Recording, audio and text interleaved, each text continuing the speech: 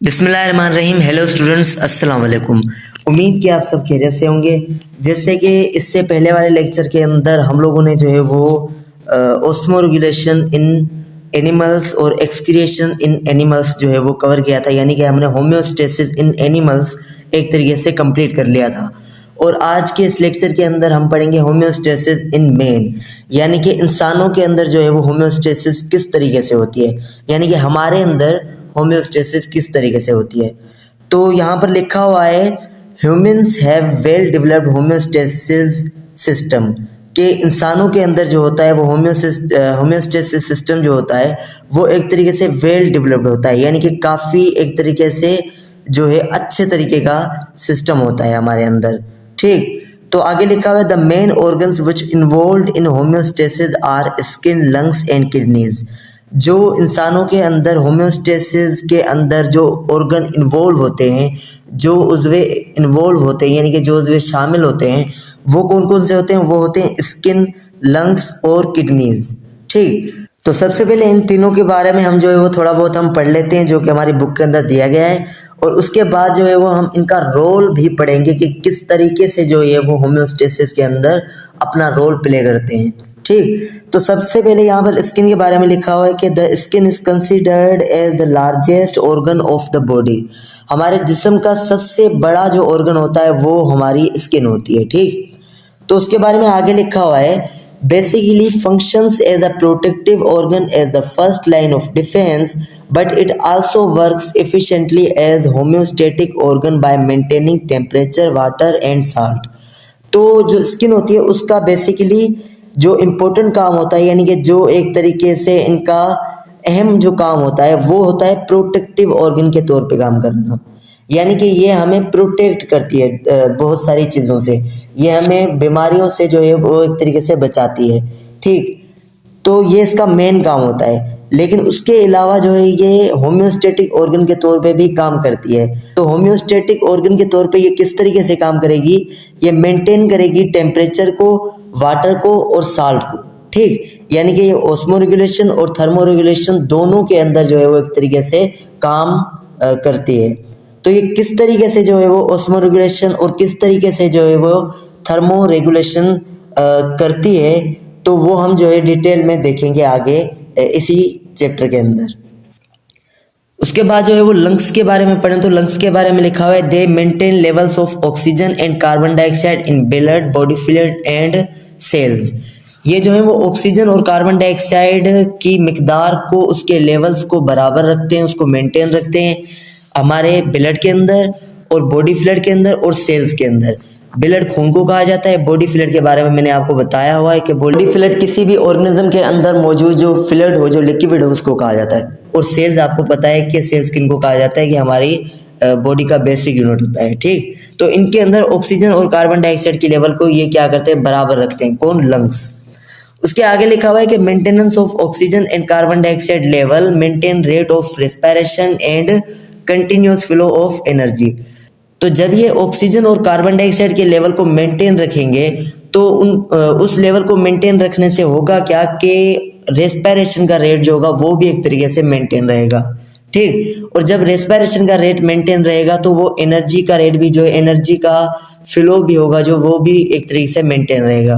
क्योंकि एनर्जी जो होती है वो रेस्पिरेशन की प्रोसेस से बनती है और रेस्पिरेशन का प्रोसेस डिपेंड करता है ऑक्सीजन और कार्बन डाइऑक्साइड की कंसंट्रेशन पर। ठीक, तो उसके बाद हम किडनी के बारे में पढ़ लेते हैं। तो किडनी के बारे में लिखा हुआ है kidneys are called filters of our body fluids. तो हमारे बॉडी फ्लूइड को जो साफ करती हैं, जो साफ करने वाले ऑर्गन होते हैं वो कौन होते हैं? वो होते हैं हमारे किडनी। ठीक, तो आगे लिखा हुआ है they maintain internal water by removing excessive water. ये क्या करते हैं? हमारी बॉडी के अंदर वाटर की मिकदार को मेंटेन रखते हैं, एक्सेसिव वाटर या एक्स्ट्रा वाटर को हमारी बॉडी से निकाल कर। आगे लिखा हुआ है also maintain urea, uric acid, creatinine and other waste by excreting them through urine. उसके अलावा वाटर के अलावा ये जो है वो यूरिया, यूरिक एसिड, क्रेटिनाइन और बहुत सारे जो है वो वेस्ट मटेरियल को एक तरीके से मेंटेन रखते हैं, उनको हमारी बॉडी से बाहर निकाल कर। और ये जो बाहर निकालते हैं वो यूरिन के थ्रू निकालते हैं, पेशाब के थ्रू हमारी बॉडी से बाहर निकालते हैं। उसके बाद जो है वो स्ट्रक्चर ऑफ ह्यूमन स्किन के बारे में बताया हुआ है कि हमारी जो स्किन होती है उसके स्ट्रक्चर के बारे में यहाँ पर बताया हुआ है।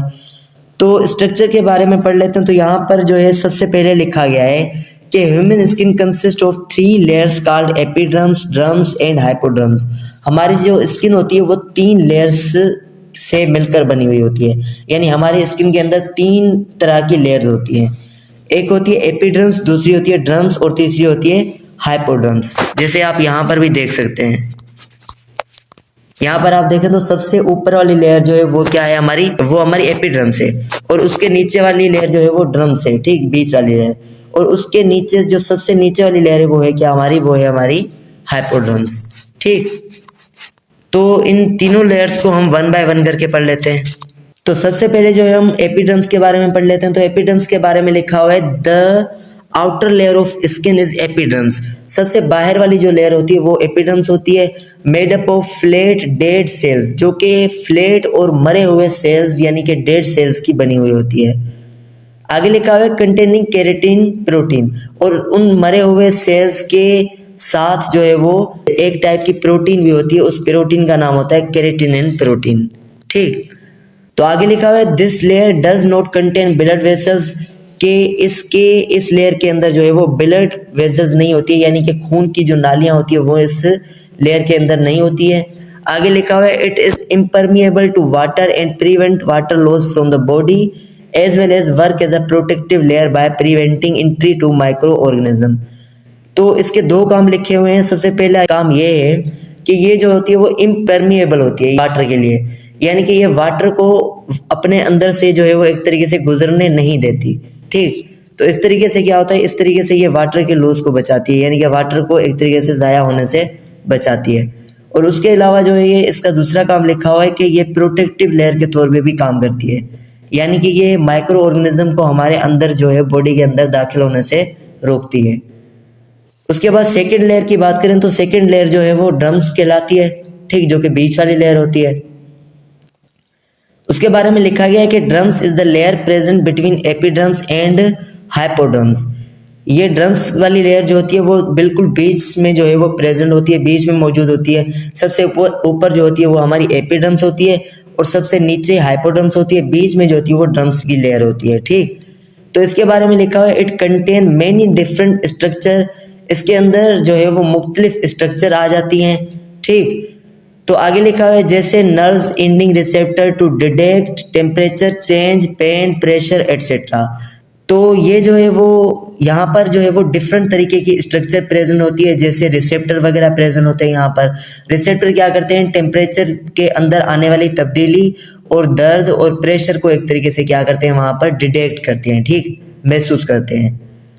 और उसके बाद लिखा हुआ है कि the dermis also contain sweet glands. Drums के अंदर स्वीट ग्लैंड भी होते हैं। स्वीट ग्लैंड यानी पसीने को प्रोड्यूस करने वाले ग्लैंड, जो कि क्या करते हैं, which secrete sweat on the surface to maintain temperature and also secrete urea, water and salt, जो कि स्वीट को सीक्रेट करते हैं। स्वीट पसीने को कहा जाता है, ठीक, और उस पसीने को सरफेस पर सीक्रेट करने से ये क्या करते हैं, एक तरीके से टेम्परेचर को मेंटेन करते हैं, ठीक। और टेम्परेचर के साथ साथ ये क्या करते हैं, यूरिया, वाटर और साल्ट को भी एक तरीके से उस पसीने के साथ बाहर निकाल देते हैं, ठीक।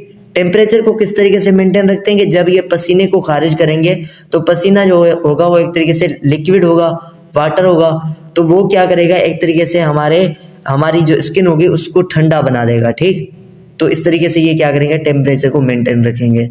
अब यहाँ पर एक सवाल ये आता है कि किस तरीके से ये वाटर जो है वो हमारी बॉडी के बाहर आता है, क्योंकि हमने अभी भी पढ़ा कि एपिडर्म्स जो सबसे ऊपर वाली लेयर होती है वो तो इम्परमिएबल होती है, यानी कि वो तो वाटर को गुजरने ही नहीं देती।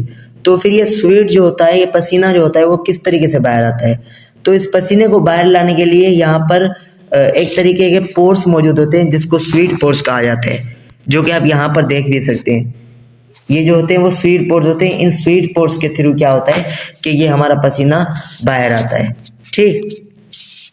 तो उसके बाद आगे लिखा हुआ है कि network of arterioles are also present in the form of network which are involved in temperature regulation. तो ड्रम्स में एक और चीज प्रेजेंट होती है, वो क्या होती है, आर्ट्रियोल्स का नेटवर्क, ठीक। आर्ट्रियोल्स क्या होता है? आर्ट्रियोल्स एक किस्म की जो है आपकी ब्लड की नालियाँ होती है, ठीक, जिनके अंदर जो है वो हमारा खून एक तरीके से ट्रेवल कर रहा होता है, तो वो भी जो है इस ड्रम्स की लेयर के अंदर प्रेजेंट होती हैं। और वो क्या करती हैं? वो टेम्परेचर को मेंटेन करती हैं। अब वो टेम्परेचर को किस तरीके से मेंटेन रखती हैं, ये जो है हम इसी टॉपिक के अंदर आगे जाकर पढ़ेंगे, ठीक। उसके बाद जो है वो लिखा हुआ है कि the dermis also contain hair follicle and sebaceous gland which secrete oily sebum. तो इस ड्रम्स के अंदर एक और चीज़ प्रेजेंट होती है जिनको हेयर फॉलिकल कहा जाता है।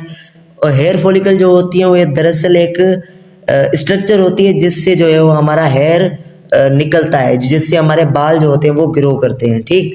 उसके अलावा सबेशियस ग्लैंड भी होते हैं। सबेशियस ग्लैंड क्या होते हैं? एक तरीके के ग्लैंड होते हैं जो कि ऑयल सीक्रेट करते हैं, ठीक। तो ऑयल सीक्रेट करने से क्या होगा कि हमारी जो स्किन होगी वो एक तरीके से खुश्क नहीं होगी, ड्राई नहीं होगी, ठीक। तो उसके बाद लास्ट लेयर की बात करें तो वो लास्ट लेयर है हाइपोड्रम्स। हाइपोड्रम्स के बारे में लिखा हुआ है कि it is the innermost layer of skin containing fats which act as a insulation against loss of heat. तो ये जो है वो सबसे नीचे वाली लेयर होती है और ये क्या करती है? इसके अंदर क्या होता है? इसके अंदर फैट्स मौजूद होते हैं, लिपिड मौजूद होते हैं एक तरीके के, ठीक, जो कि क्या करते हैं? जो कि इंसुलेशन करते हैं हीट के अगेंस्ट, यानी कि ये हीट को जो है वो एक तरीके से ज़ाया होने से बचाते हैं, ठीक। तो आगे लिखा हुआ है इट आल्सो स्टोर्स एनर्जी। उसके अलावा हाइपोडर्म जो है वो एनर्जी को भी एक तरीके से जमा करके रखते हैं, स्टोर करके रखती है ये वाली लेयर, ठीक। तो यहाँ पर जो है वो आप इसको देख भी सकते हैं। सबसे ऊपर वाली लेयर जो है वो एपिडर्म्स है और उसके बाद नीचे वाली लेयर जो है वो आपकी हाइपोड्रम्स है, बीच में जो है आपकी ड्रम्स वाली लेयर है, ठीक। और उसके अलावा ये हेयर हो गए, ये यहाँ से आपके स्वीट पोर हैं, ठीक। और उसके अलावा ये नर्व्स भी हैं ये आपकी यहाँ पर, ठीक। और उसके अलावा ये आर्ट्रियोल्स, वेन वगैरह सब कुछ यहाँ पर आप देख सकते हैं, ठीक। तो ये था आज का हमारा टॉपिक। आई होप कि ये आपको समझ में आया होगा। तो फिर इजाज़त दें, फिर मिलते हैं अगले लेक्चर के अंदर। अल्लाह हाफिज़।